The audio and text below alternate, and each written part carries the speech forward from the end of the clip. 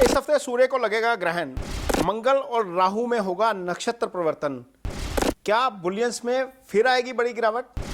Video में बने रहिए हमारे साथ अंत तक पूरी डिटेल के लिए। नमस्कार, मैं हूं नरेश कुमार। जो लोग पहली बार जुड़े हैं उनके लिए जानकारी दे दें कि हम एक सर्विस प्रोवाइड करवा रहे हैं जो मार्केट के ऊपर है। एस्ट्रो को मार्केट के साथ जोड़कर हम कुछ टाइमिंग प्रोवाइड करवाते हैं जिससे आपको ट्रेडिंग में मदद मिलती है। ये स्क्रीनशॉट आपके सामने है। यदि कोई ये सर्विस लेना चाहे तो व्हाट्सएप का नंबर नीचे दिया हुआ है, वहां पर संपर्क कर सकता है।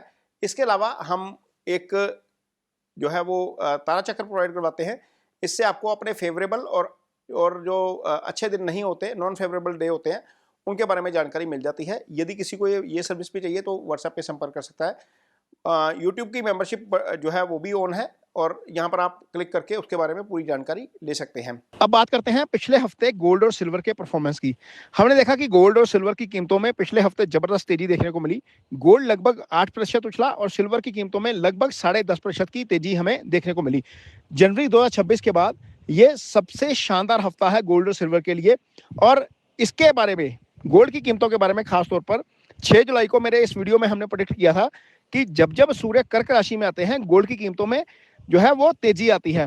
और आप देखिए कि गोल्ड की कीमतें इसी दौरान में तेज हुई हैं। जिन लोगों ने ये वीडियो देखा होगा उन्हें ये समझ होगी कि ये पहले ही एडवांस में प्रेडिक्ट कर दिया गया था। हालांकि सिल्वर को लेकर मेरा व्यू सेकंड हफ्ते के लिए नेगेटिव है, सेकंड वीक ऑफ अगस्त के लिए। ये भी हमने अपनी इस जो शनि वक्री वाली प्रेडिक्शन है इसमें बताया था कि सेकंड वीक ऑफ अगस्त जो है वो हो सकता है कि सिल्वर के लिए थोड़ा सा खराब रहे।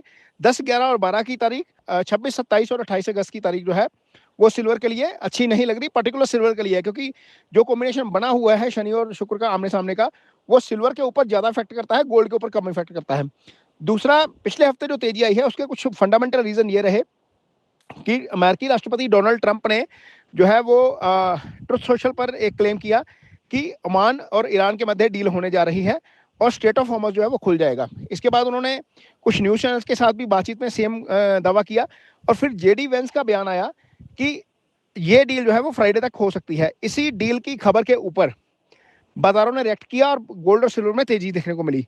इसी बीच में गोल्ड और सिल्वर के लिए एक और पॉजिटिव खबर जो है वो अमेरिका की इकोनॉमी के फ्रंट से आई, जहां पर हमने देखा कि जॉब का जो डाटा आया शुक्रवार के शाम को वो भी थोड़ा सा सपोर्टिव था।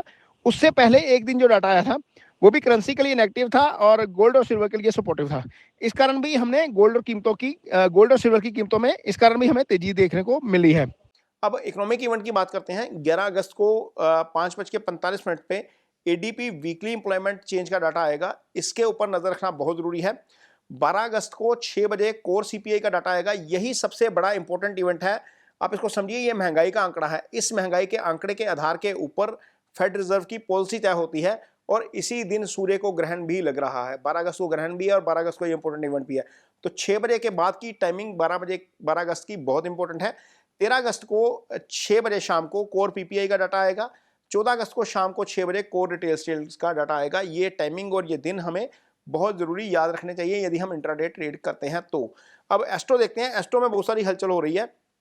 मंगल राहु के नक्षत्र में चले जाएंगे। राहु ऑलरेडी मंगल के नक्षत्र में है, तो मंगल और राहु का नक्षत्र परिवर्तन हो गया है। ये चीज जो है वो आपको बाजारों में थोड़ा सा उतार चढ़ाव लाने का काम कर सकती है। 8 अगस्त को सुबह 7:23 में मरकरी पुष्य में आ गए हैं। मरकरी जब जब नक्षत्र परिवर्तन करते हैं तो बाजारों में बड़ा मूवमेंट आता है, तो कोशिश करिएगा कि थोड़ा सा हैवी पोजीशन मत लीजिए। ये आपको बाजारों में हलचल मचाने वाला हो सकता है जो 8 अगस्त को हुआ है। 11 अगस्त को सुबह 6:33 पे वीनस हस्ता में आ जाएंगे। ये चंद्रमा का नक्षत्र है। वीनस चांदी के कारक हैं। यहाँ पर हमें चांदी में बड़ी हलचल देखने को मिल सकती है। हो सकता है चांदी में कुछ गिरावट देखने को मिले।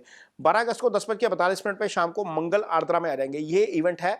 इस समय ग्रहण चल रहा होगा और मंगल आर्द्रा में आ जाएंगे। उधर सीपीआई का डाटा आएगा। ये देखिए चीजें कैसे कोरिलेट हो रही हैं। 12 अगस्त बहुत इंपॉर्टेंट डे हो जाएगा अगले वीक के लिए। सोलर का एक्लिप्स है, कैंसर साइन में है, अश्लेषा नक्षत्र में लग रहा है। 12 अगस्त को इंडिया टाइम के मुताबिक 9:04 से लेकर 13 अगस्त मध्य रात्रि 1:27 तक चलेगा, यानी कि 4 घंटे 23 मिनट की इसकी ड्यूरेशन है। और मून यदि हम देखते हैं तो 9 अगस्त को 2:42 पे आए हैं मून आर्द्रा में। ये बुलिश होता है। वैसे इसका मतलब है कि 10 को थोड़ा सा मार्केट पॉजिटिव रह सकता है। 10 अगस्त को 12:26 पे, मीन 12:26 से पहले पहले बुलिश होगा, उसके बाद चीजें बदल सकती हैं। पुनर्वसु में आ जाएंगे। ये गुरु का नक्षत्र है। यहाँ पर वीकनेस आ सकती है बाजार में। 11 अगस्त को 10:08 पे मून एंटर करेंगे पुष्य में। यहाँ पर भी वीकनेस हमें देखने को मिल सकती है। और 12 अगस्त को 7:59 पे सुबह मून एंटर करेंगे अश्लेषा नक्षत्र में, ये वीक होता है, यहाँ पर बुलियन मार्केट में वीकनेस आती है। और 13 अगस्त को 6:05 पे मून एंटर करेंगे मघा में, ये बुलिश होता है, बाजार के लिए ये बुलिश हो सकता है। 14 अगस्त को 4:37 पे मून एंटर करेंगे पूर्व फाल्गुनी में, ये भी वीक होता है। तो ये एस्ट्रो साइकिल है टोटल। यदि मैं ओवरऑल इसको एनालिसिस करूं, मंगल का राहु के नक्षत्र में, राहु का मंगल के नक्षत्र में और बुध का नक्षत्र परिवर्तन करना, ये बाजार में वोलेटिलिटी देगा। बहुत ज्यादा तेजी की उम्मीद इस हफ्ते भी मुझे लगता है कि नहीं है, क्योंकि ग्रहण है, ग्रहण के कारण डाउनसाइड आ सकता है। शनि वैसे ही शुक्र के सामने है, वक्री है, ये एक कॉम्बिनेशन होता है जो बाजार को गिरा देता है। मंगल की दृष्टि शुक्र के ऊपर है, शनि की दृष्टि शुक्र के ऊपर है, तो ये अल्टीमेटली बहुत तेजी वाला जो है वो सिनेरियो नहीं है। इसलिए बाजार में संभल कर ही काम करना पड़ेगा। यदि वीडियो अच्छा लगे तो इसे शेयर जरूर करिए, पेज को सब्सक्राइब जरूर करिए। इसके साथ ही मुझे दीजिए इजाजत, नमस्कार।